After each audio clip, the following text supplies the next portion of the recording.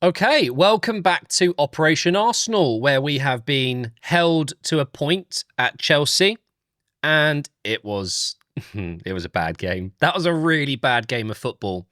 Chelsea were better than us, and they had 10 men since, what was it, the 38th minute? Yeah, Caicedo getting sent off. We'll talk about that. First of all, I'm feeling a lot better. Obviously, I haven't been very well for the last week or so.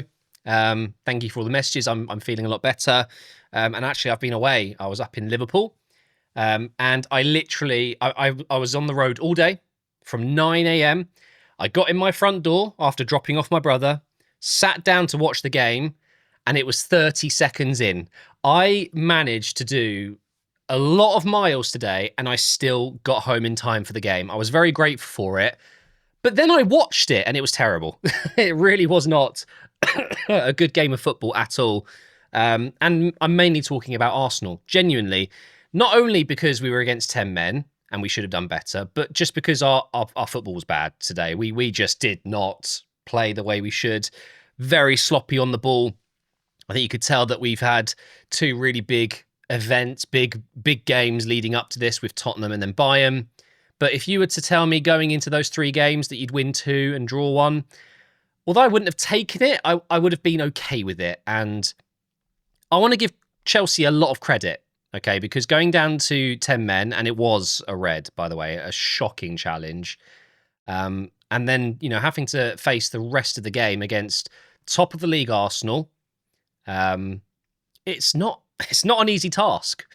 But also, it's not easy when you're up against 10 men sometimes because they obviously want to sit back, waste a lot of time, frustrate you, and Chelsea were very good at that today. We can have a look at the top stats here. You can see Arsenal, we did do better in terms of expected goals, but we actually had less shots than Chelsea. We didn't create enough with an extra man on the pitch. So I think genuinely this comes down to not only Chelsea battling more than us, winning their duels more than us, first to the ball. They wanted it more. It felt like they were just on top of us. It wasn't just that. We were just bad. So do you know what? It's okay. It is okay because if you're playing badly like that, just don't lose the game. And especially don't lose it when you're up against 10 men. You can have a bad day. This was a bad day at the office. And Chelsea, we've caught them at a pretty good time in terms of it's a good time for Chelsea. They're in some decent form at the moment, second in the league. Whether you think they deserve it or not, it's irrelevant. They are there, and they should have won today, actually, which is quite embarrassing considering they were down to 10 men. So fair play to Chelsea. One player I have to talk about is Reece James. He was by far the best player on the pitch today, and there's always this argument at the moment. If Reece James is fit, is he the best right back in the league? Yes, he is. And he wasn't even playing at right back today. He was playing in midfield. I have absolutely no problem saying this, okay?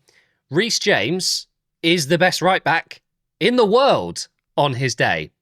On his day. Now, obviously, Timber has had a fantastic season, and I would argue this season he has been the better player. But the argument isn't who is the better player right at this moment. We're talking just in general, right? And I think even as an Arsenal fan, even as someone who absolutely loves Timber, Reece James is just, he's an unbelievable player. And he's not far ahead of Timber. I think Timber, what we're seeing this season is absolutely unbelievable from him.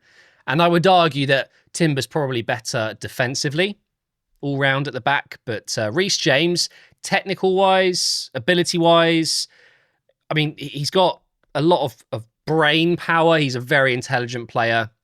I think Timber is as well. But to me, there is no real debate there. I think if you're asking the question, if they're both at their absolute best, it's tight, but Reece James is better.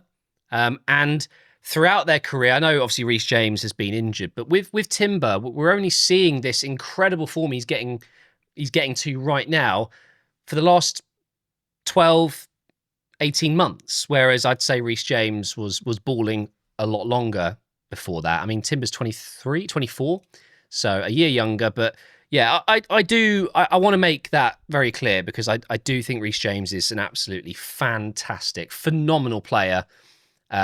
And he was the best player on the pitch today. I think Sanchez has been given the man of the match, but incorrectly. He made some good saves, but come on. There was only one man of the match today. Sorry, player of the game, player of the match. It was Reece James. Let's talk about this red card. First of all, Taylor, the referee, as soon as he was given this game, I knew. The problem is, okay, when you have a derby like this, we can all agree, whether this is your derby, if you're a Chelsea or an Arsenal fan, or a London fan, right? A London-based team. I'm still a bit cloudy in my head. I've been sick, all right? I think everyone outside of the London derbies as well would agree when you look at other derbies around the country, other derbies around world football, it's always just really intense. It's always feisty, okay? That means challenges are going to go in. There are going to be more physical battles. There are going to be decisions that you might have to go a bit more lenient on, because guess what? If you show a yellow card in the first few challenges, you then completely throw everything out the window, because then every other bad challenge or, bad challenge, you have to give a yellow card. And then it's a very slippery slope. You see, for example, Cucurella, technically, that second, or it might be his fourth or fifth foul, I don't know, but the second yellow that he should have got on Saka, where he's twisted his legs, he's put his legs in between Saka. Another day, it's 100% a yellow card, and I won't hear it, okay? Chelsea fans, you know this is true, okay? If he wasn't already on a yellow, he would have got a yellow for that challenge. And this is the thing. You can't referee like that. But it's just a thing. Referees do that. When players are already on yellows, the bar can be a little bit higher. You kind of let them get away with it a bit more. And I'm okay with that if they do that for the entirety of the game. Some of those yellow card challenges at the start of the game may be yellow cards, okay? But when it's a derby, when it's feisty, when you know there's going to be plenty of those challenges coming in, let them go, okay? Give it a bit of time, unless it's obviously a definite 100% nasty challenge yellow card. But what I will say is the red from Caicedo, you can debate all you want, okay? It's a red card.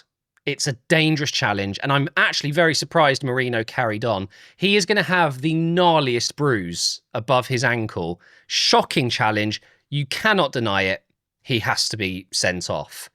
And to talk about Caicedo, I have to bring up Rice. It's a constant debate, and I hate it. I hate this debate so much. They are not even playing in the same position. They're not even the same kind of player. Caicedo, for me, is the best defensive midfielder in the Premier League. Declan Rice isn't a defensive midfielder anymore. Can we just drop this stupid debate? And I was getting a lot of people saying, oh, this clears it. Caicedo, he's rubbish. Look at this. The big debate of him versus Rice. Look who's been sent off. It's like, guys, come on. Don't be so stupid. Caicedo, he is phenomenal. I would absolutely kill to have Caicedo at Arsenal. You'd be mad not to have him at any club. He is sensational. He's made a very poor decision to go over the ball. He's late. It's a red card. Can we stop this debate with Rice? There is an absolute country mile between them when it comes to being more advanced, up the pitch, more of an attacking player, more of a provider. Even though Caicedo has chipped in with some brilliant goals this season, there's no doubt in my mind that Declan Rice offers more as a more balanced, all-rounded midfielder. He's closer to Gerrard, okay? An all-rounder, whereas Caicedo is definitely more of a defensive unit. He's not going to go forward and create. He's not going to get you 15 assists a season, 10 assists a season. He might come up with the odd goal and the odd assist, but that's just not his game. So I hate the debate, and they're both probably the best in the Premier League at their role, okay? Settled? Agreed on that? The lineup was unfortunate today. I was in the car. I saw the lineup. No Saliba. Obviously, that sucks. And obviously no Gabriel. So that's the first time in God knows how long. I can't even remember the last time we lined up without one of them. No Trossard, of course, was really frustrating. And we didn't start Gyökeres, still no Havertz. I think Jesus was on the bench. We were definitely at a disadvantage from the start. And Mosquera and Hincapié, they're brilliant players. They're understudies. They are. Hincapié is good enough to start for most teams, and I'm pretty sure Mosquera is too. But when you've got Saliba and Gabriel, they're obviously the understudies. It's just that's what it is. They were good today, but it's very clear to see what Saliba brings. It's not just his defensive ability, it's the way he brings the ball forward. He is actually surprisingly good at building up play for us. And we missed that with Mosquera. He doesn't have the experience, and I don't think he's as brave yet, which is understandable considering he's, what, 21? Yeah. Hincapié is an absolute athlete, isn't he? He's a beast. There was a moment he beat Neto in a 1v1, slid in and took the ball off him, and he just started cheering in his face, like, celebrate. Yeah, I loved that.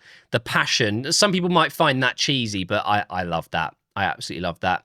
I don't know why Calafiori came off. It must be two things. Well, it's technically three things. One, that he had the yellow and they were worried he'd get another one, which I don't think was the case. Two, tactically, they felt like Lewis Skelly would offer more. Or three, he's injured again. Hopefully, it's number two. Because Lewis Skelly came on and didn't really add too much, if I'm honest. I think Calafiori actually probably should have stayed on. Zubimendi was not his usual best today. Hooked off 57 minutes in, so we could get a bit more of an attacking play going. Eze didn't have a particularly great game either, and I thought Saka, other than the assist and one or two moments where he absolutely destroyed Cucurella, had a relatively quiet game. And Martinelli was non-existent. I thought Noni did quite well when he came on. But Merino, we've got to talk about Merino once again. This guy cannot stop scoring for club and country. What a fantastic option to have, you know, a player that can do a bit of everything. I wish Gyökeres had started this game. I feel like the longer that game went on, the more likely it was Gyökeres was going to score. And Timber, in the last minute, there was a beautiful cross coming in from Hincapié, and Timbers jumped and tried to head it when Gyökeres was literally behind him. Oh man, that was 2-1. I'm so excited Gyökeres is back. We need him to get back to scoring ways. Marino's done so well, and I'm sure Havertz will come back and help us too. But your time here is done, Marino. You can now sit back into midfield and help us there. But he's done so well. I think on the base of what I've been discussing here and the result in the end, I would say we've come away with a good result here, considering how bad we were, how difficult Chelsea made it, and roll on Wednesday, right? We go to Brentford. No, we're at home to Brentford. Just win that game, and then we're back on track. This is a slight step back, and considering they were down to 10 men since the 38th minute, it's absolutely 2 points dropped. It really is. But Chelsea probably deserved to win the game, or at least they didn't deserve to lose it. So we'll say it's a fair result, but I'm genuinely disappointed. It was a really poor performance, and I'm a little bit disheartened. After a long drive like today, all the way down from Liverpool down to the bottom of England almost, I'm knackered, and I just needed that win, a pick-me-up. But it is what it is. Thank you for watching, guys, and I will see you on Wednesday for the next Operation Arsenal. And Career Mode is back tomorrow.